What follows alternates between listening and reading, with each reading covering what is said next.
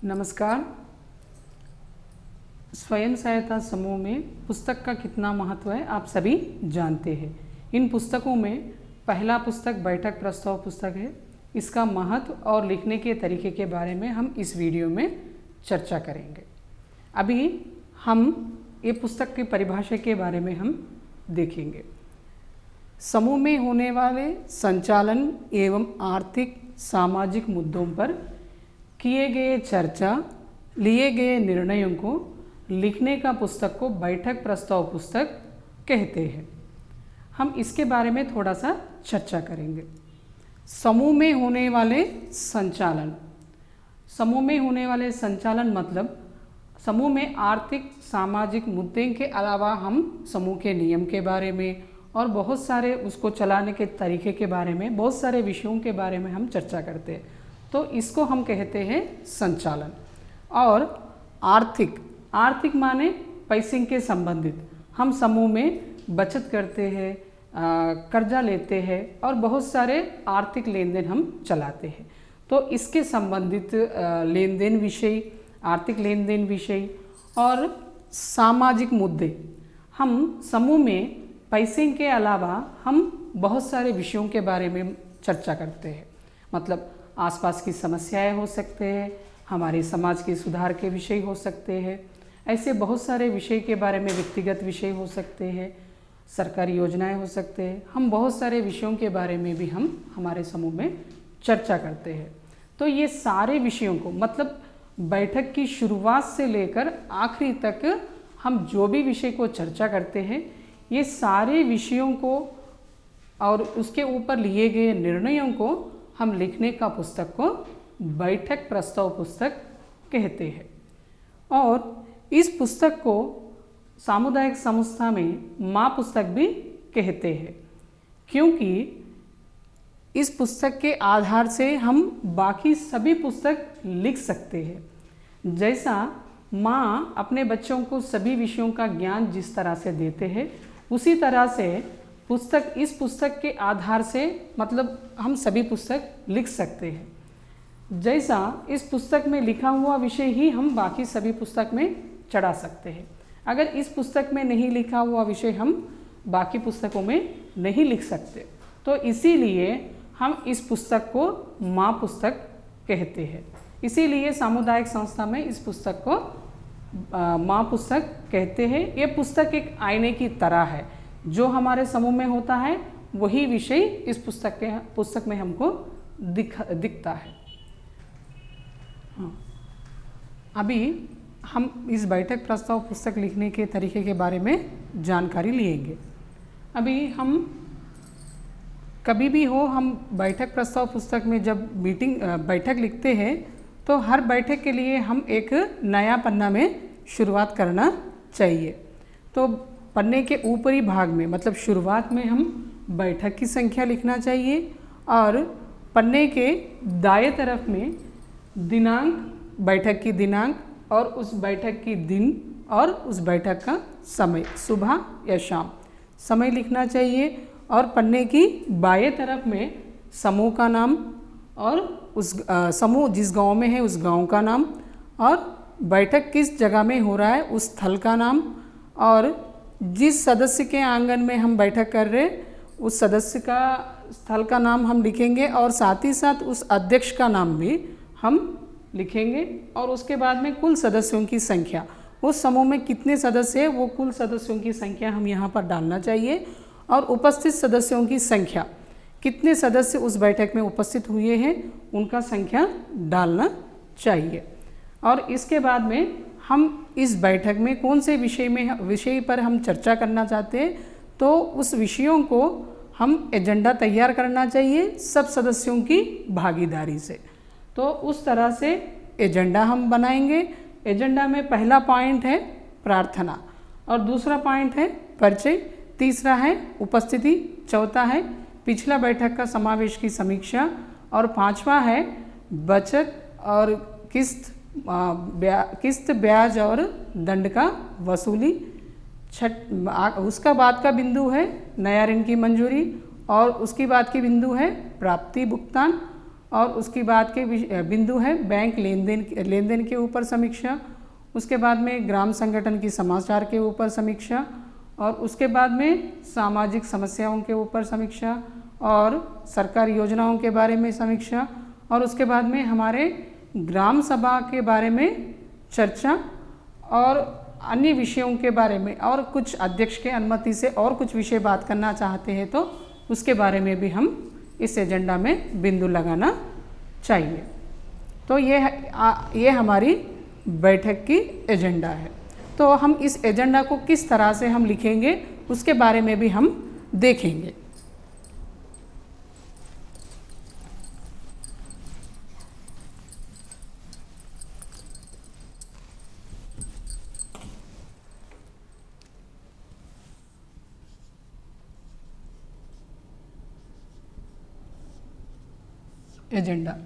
Agenda में पहला बिंदु है हमारा प्रार्थना। तो इस अंशों को हम एक एक करके हम विवरण से लिखेंगे। ये पहला अंश है हमारा प्रार्थना। प्रार्थना को हम किस तरह से लिखते हैं उसकी जानकारी हम लेंगे।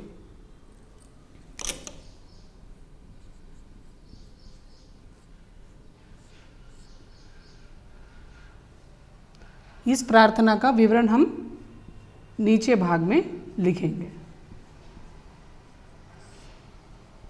विवरण, ये विवरण में हम प्रार्थना मतलब हम कौन सी प्रार्थना से शुरुआत करते हैं। अलग अलग राज्यों में अलग अलग प्रार्थना होता है। इतनी शक्ति हमें देना, ऐसा अलग अलग प्रकाशमय जीवन को, ऐसा अलग अलग प्रार्थना होता है। जिस प्रार्थना से हम शुरुआत बैठक की शुरुआत किए हैं उस प्रार्थना से हम लिखना चाहिए। उदाहरण के लिए, इतनी शक्ति हमें देना दाता प्रार्थना गीत से सभी सदस्य गोलाकार में बैठकर प्रार्थना गीत गा के हम बैठक की शुरुआत किए हैं। बैठक की शुरुआत किए हैं। दूसरा बिंदु है अंश 2,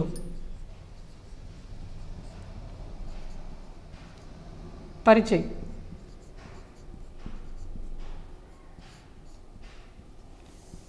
विवरण मतलब हम परिचय में कौन सा विषय विवरण लिख रहे उसका विवरण। परिचय, कुल उदाहरण के लिए कुल 15 सदस्य हैं। कुल 15 सदस्यों से 15 सदस्य उपस्थित हुए हैं और उपस्थिति हुए सदस्य अपना नाम, समूह का नाम, समूह में अपने पद बताते हुए सभी सदस्य परिचय किए हैं। इस तरह से हम लिखना चाहिए। उसके बाद में तीसरा बिंदु है अंश 3, उपस्थिति।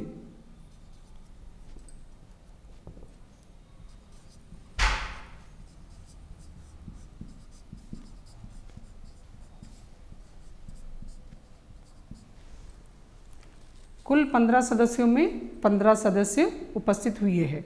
उदाहरण के लिए 15 सदस्यों में 14 सदस्य उपस्थित हुए हैं, एक सदस्य अनुपस्थित है। तो एक सदस्य अनुपस्थिति के कारण क्या है उसके बारे में भी हम लिखना चाहिए। उपस्थिति का विवरण और उसके नीचे में अगर अनुपस्थिति हुए हैं तो वो अनुपस्थिति सदस्य कौन है, उसका कारण क्या है, उसके बारे में हम उसके नीचे विवरण लिखना चाहिए। उस कारण के लिए लिए गए निर्णय के बारे में भी हम वहाँ पर लिखना चाहिए।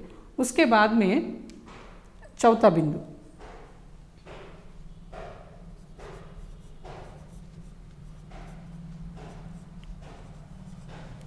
पिछला बैठक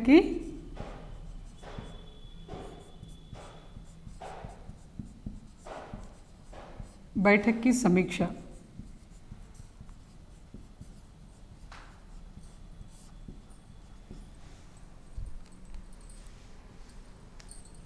और उसका विवरण।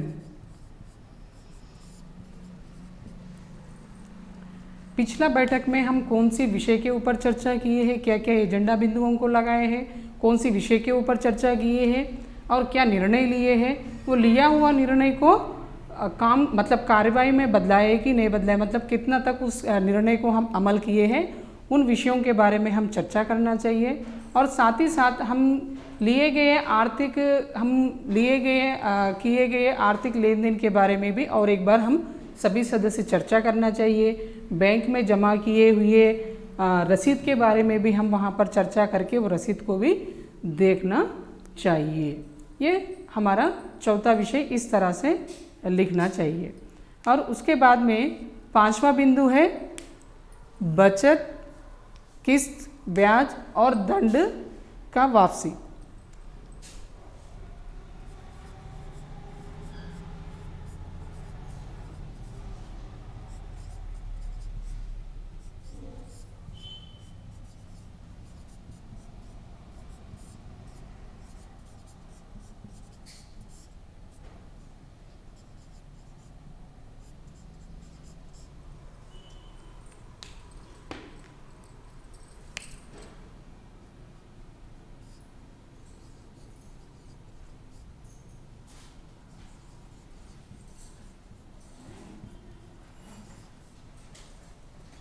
उसके नीचे में विवरण में हम ये लिखना चाहिए कि कितने सदस्य, मतलब हम एक टेबल बनाना चाहिए, उसमें सभी सदस्यों का नाम और वो नाम के आगे हम हो सके तो उनका हाजिरी का भी एक कॉलम बना सकते हैं हम। उसके बाद में सदस्यों की बचत, मतलब साप्ताहिक या महीनेवारी किस तरह से वो लोग बचत कर रहे हैं उसका मतलब वो उस तरह से बचत लिखना चाहिए। जो सदस्य देते हैं उनके सामने हम उस बचत राशि को लिखना चाहिए। और जिस सदस्यों ने कर्जा लिया है वो वापस किया हुआ मूलधन को और उसके बाजू में दिया हुआ ब्याज को। अगर कोई सदस्य के ऊपर दंड डाला गया है, मतलब पिछले बैठकों में या दूसरे कारणों के वजह से किसी सदस्य से हम दंड भी लेना, मतलब दंड भी उनको डाला गया है, तो वो भुगतान किए हुए दंड को भी हम लिखना चाहिए। मतलब हम सदस्य टेबल में हम इस तरह से बनाना चाहिए, सदस्य का नाम, हाजिरी और सदस्य का नाम के आगे बचत और मूलधन, ब्याज और दंड, ये लिखना चाहिए। अभी अंश 5 है बचत, किस्त, ब्याज और दंड का भुगतान। इसका विवरण में हम इस तरह से कॉलम बनाएंगे तो अच्छा रहेगा। मतलब क्रमांक, सदस्य का नाम, हाजिरी, बचत, किस्त, ब्याज, दंड, कुल। हम यहाँ पर एक छोटा सा विषय को हम अच्छी तरह से लिखने के लिए हम जानकारी लेंगे। यहाँ पर बचत के बाद में हम किस्त लिखा है, बीच में थोड़ी सी जगह है, तो इस जगह में हम ये भी लिख सकते हैं कि प्रारंभिक ऋण राशि। प्रारंभिक ऋण राशि मतलब कितना हमारे वो सदस्य के नाम से प्रारंभिक ऋण राशि है और कितना उन्होंने वापस किया है, ब्याज कितना वापस किया है और दंड। इसके बाद में हम ये भी लिख सकते हैं अंतिम ऋण शेष राशि। मतलब अगर इन्होंने प्रारंभिक शेष राशि से किस्त देने के बाद में कितना और अंतिम ऋण राशि है उसको भी हम अगर लिख सकेंगे तो देखने के लिए और समझने के लिए बहुत आसानी होगा। और इसके बाद में उस सदस्य के नाम से आज की बैठक में कुल कितना भुगतान हुआ है, कितना हमारी बैठक में उस सदस्य के नाम से जमा हुआ है, वो कुल में प्रत्येक सदस्य के नाम से हम लिखना चाहिए। इस तरह से हम बचत, किस्त, ब्याज और दंड का विवरण को इस कॉलम टेबल बना के हम इसमें लिखेंगे तो बहुत अच्छा, समझने के लिए बहुत अच्छा आसानी होगा। लेकिन कुछ अलग अलग राज्यों में ऐसा है कि पहले से ही पुस्तक, मतलब बैठक प्रस्ताव पुस्तक प्रिंटेड है, तो उसकी वजह से हम ये सारे विवरण शायद नहीं लिख पाते हैं। लेकिन अगर हो सके तो हम मतलब कौन सी सदस्य कितना दिया है, मतलब कितना मूलधन दिया है, कितना ब्याज दिया है और कितना शेष राशि है, ऐसा लिख सकेंगे तो हमको मतलब देखने से हम समझने के लिए और उस सदस्य को समझाने के लिए भी, और कोई आएंगे तो आसानी से उसका जानकारी लेने के लिए भी ऐसा लिखने से बहुत आसानी होगा। और इसके बाद में नेक्स्ट अंश है हमारा नया ऋण मंजूरी। अंश 6, 6वां पॉइंट है नया ऋण मंजूरी।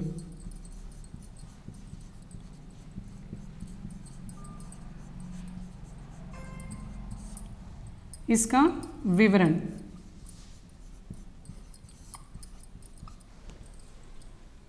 तो नया ऋण मंजूरी में नया ऋण मंजूरी में हम लिख सकते, हम ऐसा लिखना चाहिए कि उसको भी हम टेबल बना सकते हैं। क्रमांक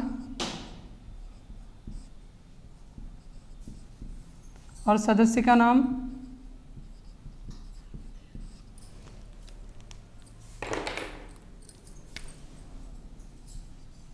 सदस्य का नाम, जरूरत, मांग और मंजूरी।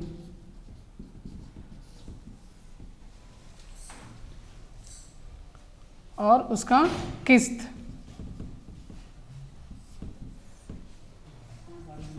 किस्त हस्ताक्षर।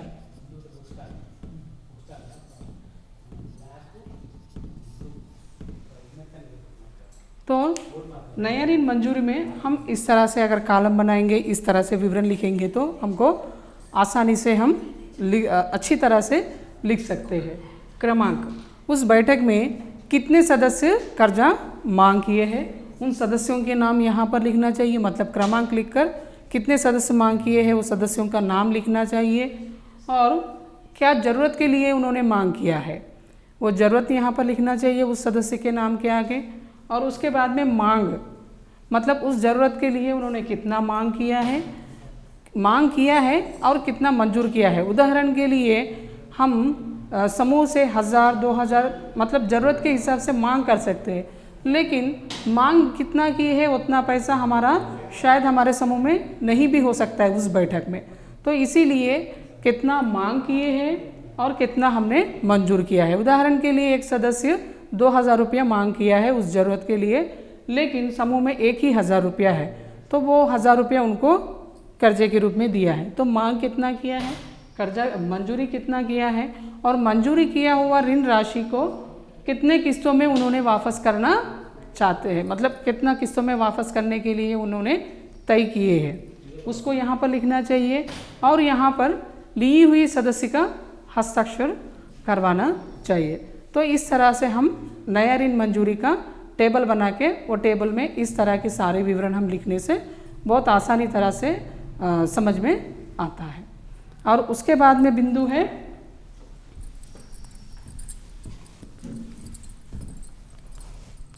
उसका बाद का बिंदु है अंश 7।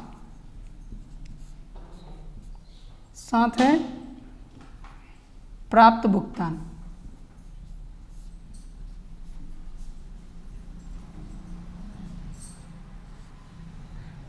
और उसका विवरण,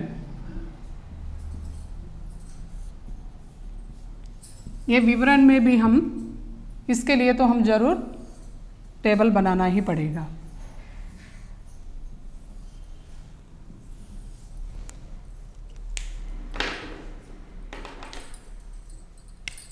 और ये टेबल में क्रमांक और यहाँ पर हम आज की बैठक में कितना प्राप्त हुआ है उसको लिखना चाहिए। यहाँ पर हम हेडिंग लिखेंगे प्राप्त, और प्राप्ति के रूप से आया हुआ कुल। फिर इधर हम भुगतान के तरफ में भी क्रमांक भुगतान, मतलब आज की बैठक में आया हुआ प्राप्त में से हम कितना भुगतान किए हैं, और कुल मतलब कौन सी खाता के अनुसार कितना हमने भुगतान किया है कुल, वो इस तरह से लिखना चाहिए। उसमें हम क्या करेंगे, प्राप्त में मतलब क्या क्या आया है। पहला हम प्राप्त में पहला इससे शुरू करना चाहिए प्रारंभिक राशि, मतलब चाहे प्रारंभिक राशि उस बैठक में होने दीजिए, मतलब पिछली बैठक की अंतिम शेष राशि इस बैठक के लिए प्रारंभिक शेष राशि होगा, तो इस प्रारंभिक शेष राशि रहने दीजिए या नहीं भी रहने दीजिए, लेकिन वो तो ज़रूर लिखना चाहिए। मतलब हम प्राप्ति भुगतान लिखते समय ये ध्यान रखना चाहिए कि शुरुआत प्राप्ति के तरफ से करेंगे तो प्रारंभिक शेष राशि से करके भुगतान के तरफ आखिरी में हम अंतिम शेष राशि से ख़त्म करना चाहिए। लेकिन अब हम इसको देखेंगे किस तरह से लिखना। प्रारंभिक शेष राशि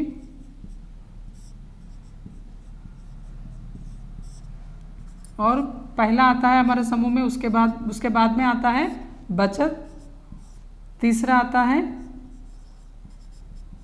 किस्त राशि, बाद में ब्याज, पांचवा दंड और इसके बाद में अन्य भी आते हैं।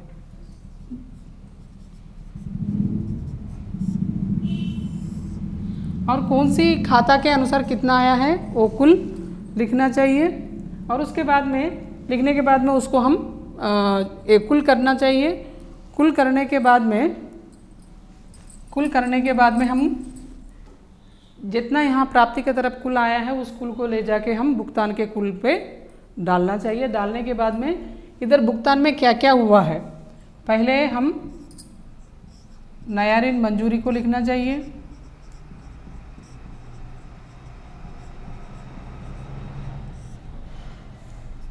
उसके बाद में हम अगर ग्राम संगठन से कर्जा लाए हैं तो ग्राम संगठन को वापस करने वाला मूलधन और ब्याज के लिए लिखना चाहिए।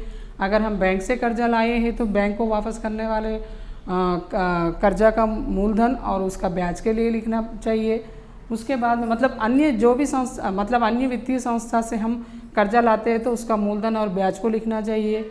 उसके बाद में हम स्टेशनरी वगैरह हम कुछ खर्चा किए हैं तो स्टेशनरी के बारे में लिखना चाहिए और बुक कीपर को देने वाले मानदेय के बारे में लिखना चाहिए।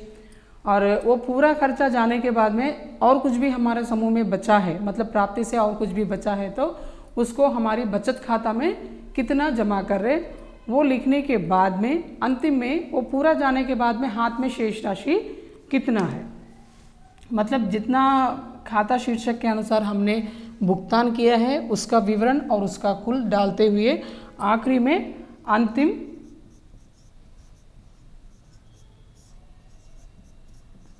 शेष राशि से हमारा लिखना मतलब प्राप्ति और भुगतान का टेबल को ख़त्म करना चाहिए। इस तरह से हम प्राप्ति और भुगतान को लिखेंगे तो बहुत अच्छी तरह से आसानी से समझ में आता है। और उसके बाद में विषय है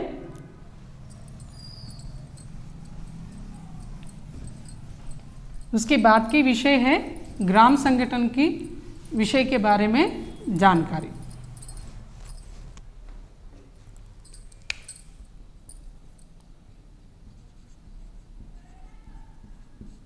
अंश 8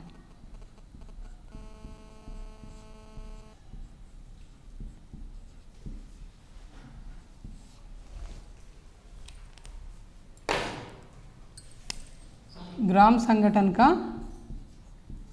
समाचार। अभी हमारा 8वां अंश है ग्राम संगठन का समाचार, उसका विवरण। मतलब हम ग्राम संगठन की समाचार में ये लिखना चाहिए कि हमारे समूह के माध्यम से हर महीने में एक बार हम ग्राम संगठन की बैठक में, शायद महीने में एक बार भी हो सकता है या 2 बार भी, जैसा वहाँ आपके यहाँ जैसा है उस तरह से महीने में 1 या 2 बार जितने बार भी वो मीटिंग में गए हैं ग्राम संगठन की मीटिंग में, तो वहाँ से जो समाचार लेकर के वो लोग बता रहे हैं हमारे समूह के सदस्यों को, उस समाचार को हम यहाँ पर लिखना चाहिए। मतलब कौन गए हैं और वहाँ पर क्या क्या विषय को चर्चा किए हैं, वो सारे विषय जैसा हमारे अध्यक्ष या जो गए हुए सदस्य जो भी बता रहे हैं वो समाचार को हम यहाँ पर लिखना चाहिए। उसके बाद में जो भी हम एजेंडा में जो भी रखे हैं बिंदु, चाहे जितना भी हो सकते, अभी 8वां, उसके बाद में सरकारी योजनाओं के बारे में, उसके बारे में व्यक्तिगत जितने भी हम एजेंडा बिंदु रखते हैं तो वो सभी विषयों को जैसा हम इससे पहले जैसा हम चर्चा किए हुए विषयों को हम विवरण सहित यहाँ पर लिखे हैं, तो उसी प्रकार आगे जाके जो भी विषय को हम चर्चा करते हैं वो सारे विवरण को हम यहाँ पर बिंदु रख करके उसके सामने विवरण लिखना चाहिए। तो इस तरह से हम जितने भी मुद्दे रखते हैं, ग्राम संगठन का समाचार हो सकता है या सरकारी योजनाओं के बारे में हो सकता है या व्यक्तिगत विवरण के बारे में भी हो सकता है, जो भी विषय है वो विषय को हम विवरण सहित यहाँ पर लिखना चाहिए। वो सारे विषय होने के बाद में हम हमारे बुक कीपर के साथ हम जितने भी मतलब बैठक की शुरुआत से लेकर आखिरी तक जो भी विषय को जितने एजेंडा बिंदु लगाए हैं उस विषय के ऊपर जितना भी हम चर्चा किए हैं वो सारे विषयों को बुक कीपर से हम एक बार पढ़कर सुनाने के लिए बोलना चाहिए। वो पूरा पढ़कर सुनाने के बाद में अगर उस पर आपको कुछ शंका है तो तुरंत बताने से वो उसी समय सुधार सकते हैं। तो इस तरह से उस बैठक की कार्यवाही पूरा करके पढ़कर सुनाने के बाद में जितने सदस्य हैं वो सदस्य सभी उस बैठक प्रस्ताव पुस्तक में हस्ताक्षर करना चाहिए। मतलब हस्ताक्षर का इतना महत्व है कि मतलब हम सभी उस बैठक में उपस्थित है, हम यहाँ पर जो भी कार्रवाई हुआ है उसका सबूत हम हैं और जितने भी कार्यवाही हुआ है वहाँ पर जो भी निर्णय लिए हैं उससे हम सहमत हुए हैं। इन सारे विषयों को ये हस्ताक्षर साबित करता है। तो इस तरह की हस्ताक्षर हम सारी कार्यवाही सुनने के बाद में ही हम हस्ताक्षर करना चाहिए। हस्ताक्षर करने के बाद में हम बैठक समाप्ति हुआ है इस तरह से उस बैठक की अध्यक्ष बोल करके उपस्थिति हुए सभी सदस्यों को धन्यवाद देने के बाद ही हम उस बैठक से जाना चाहिए। तो इस तरह से हमारी बैठक प्रस्ताव पुस्तक को लिखना चाहिए।